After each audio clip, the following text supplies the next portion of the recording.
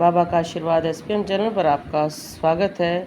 यह वीडियो अगर आपके दीपक में आकृति बनती है या आप शक्ति प्राप्त करने के इच्छुक हैं तो आज आपको हनुमान चालीसा से सिद्धि प्राप्त करना बताएंगे। यह वीडियो ज़्यादातर मैं अपने जो हमसे सीखते हैं या जो जानना चाहते हैं उनके लिए बना रहे हैं।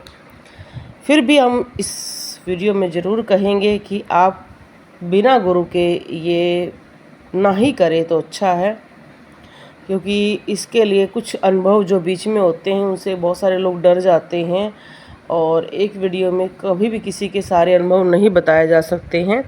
तो अगर आप ये प्रयोग करें या ये जो आपको मैं बता रही हूँ सिद्धि के लिए आप ये अगर साधना करें तो आप उस टाइम हो सके तो आप हमारी लाइव में आए या मैसेज कर सकते हैं चैनल पर पर्सनल, सिर्फ जो हमारे शिष्य हैं वही पूछ सकते हैं। ये साधना 11 दिन की भी आप कर सकते हैं, 21 दिन की कर सकते हैं, 41 दिन की भी कर सकते हैं।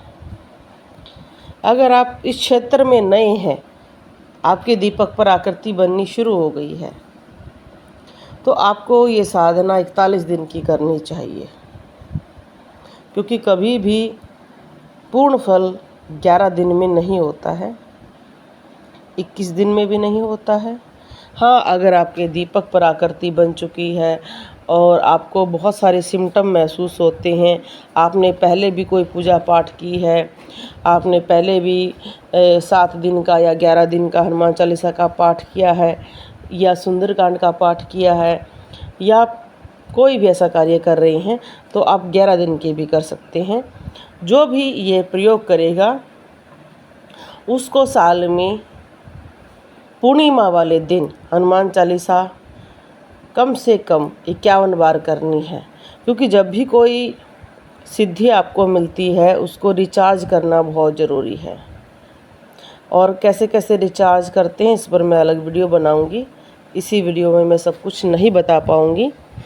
सबसे पहला प्रश्न आप पूछें कि आप सिद्धि प्राप्त करना चाहते हैं, क्योंकि बहुत सारे जो व्यक्ति हैं वो मैं स्वयं जानती हूँ कि जब हनुमान चालीसा का पाठ कर रहे होते हैं वो किसी न किसी कारण की वजह से कर रहे होते हैं, उनके घर में नेगेटिविटी या कोई भी दिक्कत है उसकी वजह से करते हैं। पर बहुत सारे ऐसे व्यक्ति भी हैं जिनके घर में कोई दिक्कत नहीं है पर वो इस चीज़ को अनुभव करना चाहते हैं, देवी शक्तियों से वो बात करना चाहते हैं, या ये कह सकते हैं कि उनको भविष्य देखने की इच्छा रहती है या उनके मन में बहुत सारे प्रश्न रहते हैं, वो उसके लिए भी करते हैं। तो यहाँ पर जानते हैं हमें अपने मंदिर को साफ़ सुथरा करना है। अगर आपके घर में हनुमान जी की कोई भी प्रतिमा है, छोटी बड़ी जैसी भी है, उनको स्नान कराना है पंचामृत से, उनकी स्थापना करनी है। फिर आपने हनुमान चालीसा का नियम लेना है और आपने ये बोलना है कि मेरा नाम ये है, मेरे पिताजी का नाम ये है, मेरा गोत्र ये है और मैं यहाँ पर रहता हूँ और मैं इस कामना से के लिए हनुमान चालीसा का पाठ शुरू कर रहा हूँ। और उस दिन से लेकर 41 दिन तक आपने लगातार करना है। हनुमान चालीसा का करते हैं तो उसकी क्या है? सबसे पहला आपको अपने शरीर पर कोई भी गमछा या कपड़ा रेड कलर का रखना है, लाल, पीला, ये इन 3 कलर में से एक ले सकते हैं या संत हो, उसको अपने मंदिर में ही रखना है। डेली उसी को आपने ओढ़ना। आपके पास एक आसन जरूर होना चाहिए, क्योंकि बिना आसन की पूजा की गई उसका कुछ भाग इंद्र ले जाता है। छोटी छोटी चीज़ों का ही ध्यान रखोगे उतना ही ज़्यादा फल मिलेगा। दूसरा, भोग जरूर देना है। आप गुड़ चने का भोग दे सकते हैं, मिश्री और गोले का भोग दे सकते हैं। अब बहुत सारे व्यक्ति ये कहते हैं कि हम विदेश में बैठे हैं, हम ऐसा उपाय नहीं कर सकते हैं। उनके लिए बहुत ही सरल उपाय है, अपना दीपक जलाएं, दीपक के अंदर ही आप थोड़ा सा गोला और मिश्री डाल दें, अपने आप वो भोग ग्रहण हो जाएगा। मैं ज़रूर इस बात को बार बार कहूँगी, अगर आप सिद्धि के लिए कर रहे हैं तो आपको दोनों टाइम जोत लगानी है और भोग लगाना है। क्योंकि आपने अगर 100% ये सोचकर कि मुझे 100% लाभ चाहिए, तब आप 80% तक पहुँच पाओगे। बहुत सारे लोग अपना मन की मर्जी करते हैं, नहीं ऐसा कर लेंगे, ऐसा कर लेंगे। भाई, जब तक आप चीज़ों को पूर्णता से नहीं करोगे, हमने स्वयं किया है तभी आपको चीज़ें समझा रहे हैं। और शायद आपको ये बातें नहीं पता होगी कि छोटी छोटी गलतियां हमने भी की हैं, और जैसे ही हमने उन गलतियों को सुधारा है और उसके बाद जो रिज़ल्ट आए हैं वो बहुत अच्छे आए हैं। इसलिए हम आपको कह रहे हैं कि सबसे इम्पोर्टेंट मानते हैं हम भोग को। फिर हवन, अगर आप डेली हवन कर सकते हैं हनुमान चालीसा का, तो आप ये सोच लो कि जो आपकी चाहे एक हनुमान चालीसा का हवन करें। पाठ आप 108 कर सकते हैं, 51 कर सकते हैं, 21 कर सकते हैं, ये आपकी इच्छा है। पर इस बात का ध्यान रखें, अगर आप हनुमान चालीसा का हवन कर लेते हैं तो बहुत लाभ मिलेगा। दान भी बहुत ज़रूरी है। अब बहुत सारे लोग कहेंगे जी किसको दान करें, क्या करें। अपने गुरुजन को दान करें, हनुमान जी को दान करें। हनुमान जी की जो सेना है उसको आपने क्या करना है, 41 दिन तक जो आप अनुष्ठान ये कर रहे हैं, चालीसा कर रहे हैं, आपने 21 रुपये का कुछ भी खरीद ले, केला खरीदे, गुड़ चना खरीदे, आप उनको खिला कर आएँ। इस चीज़ को आप बार बार देखें कि आप कोई मिस्टेक ना करें। बार बार आप जितने भी पाठ करेंगे आपको उतना ही लाभ मिलेगा। हनुमान चालीसा का जब हम सिद्धि प्राप्त करने की कोशिश करते हैं, हमें कुछ भयानक अनुभव भी होते हैं। उस टाइम में हमने डरना नहीं है। दूसरा, मैं आपको ज़रूर बताना चाहूँगी कि जब आपका 41 दिन पूरा हो जाता है तो उस दिन बाकायदा आपने 1.25 किलो का चूरमा बनाना है, 2.25 किलो का बना सकते हैं, 5.25 किलो का बना सकते हैं। वो आपकी श्रद्धा या आपकी कह सकते हैं पॉकेट पर अलाउ है। उस चूरमे में अच्छी तरह से बाबा को भोग लगाएं, फिर वानर सेना को खिलाकर आएं। ये बात सदैव रखें कि बहुत सारे लोग कर रहे हैं, आज उनका 41 दिन पूरा हो गया है, महीने 2 महीने बाद जाकर हनुमान जी की वानर सेना को खिला रहे हैं। नहीं भाई, अपना तुरंत खिलाएं।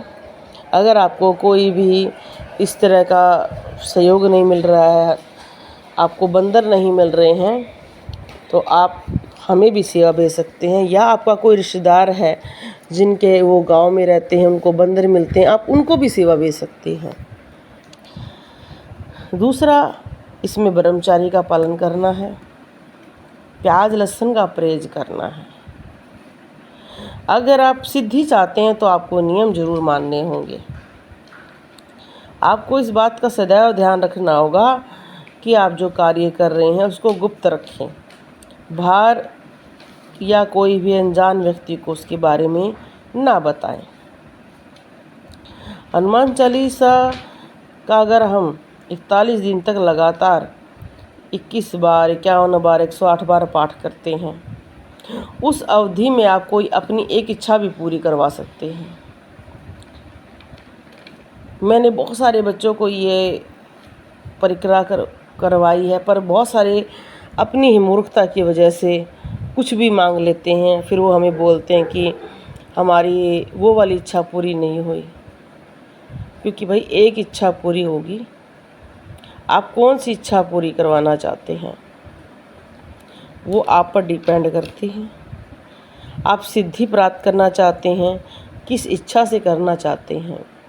आप अपने घर का भविष्य देखना चाहते हैं, दूसरों का देखना चाहते हैं, आप जन कल्याण करना चाहते हैं, कितना समय देना चाहते हैं, ये आप सारा मन में सोच कर चलें।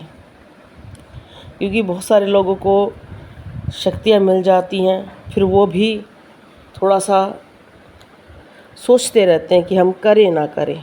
हाँ, इस टाइम अगर कोई भी व्यक्ति हनुमान चालीसा का पाठ करता है, अगर उस टाइम उसको लगे कि उसके शरीर में बहुत सारा बल महसूस हो रहा है, या उसको गुस्सा बहुत ज़्यादा आ गया है, या उसको ये लगे कि मेरे शरीर में ठंडी ठंडी हवाएं चल रही हैं, किसी को गर्म हवा भी लगती है, किसी को लगता है कि मेरी धरती हिल रही है, किसी को लगता है कि मेरे शरीर में नशा हो गया है। बहुत सारे लोग कहते हैं जी जब भी हम बहुत सारा पाठ करते हैं तो हमें बहुत नींद आती है, हमें ऐसा महसूस होता है जैसे नशा हो गया है। तो ऐसा होगा, बहुत सारे सिम्टम होंगे।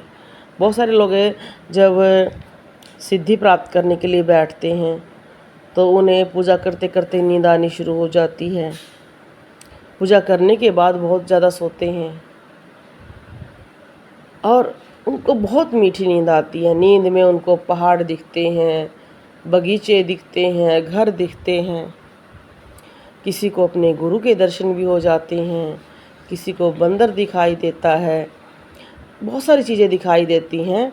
तो उस टाइम आपने घबराना नहीं है। किसी व्यक्ति को तो कभी कभी बहुत ज़्यादा बंदर की तरह उछलने का, कूदने का मन करता है। इसमें आपके नियम स्पष्ट रहेंगे। हो सके तो आप किसी के घर न जाएं।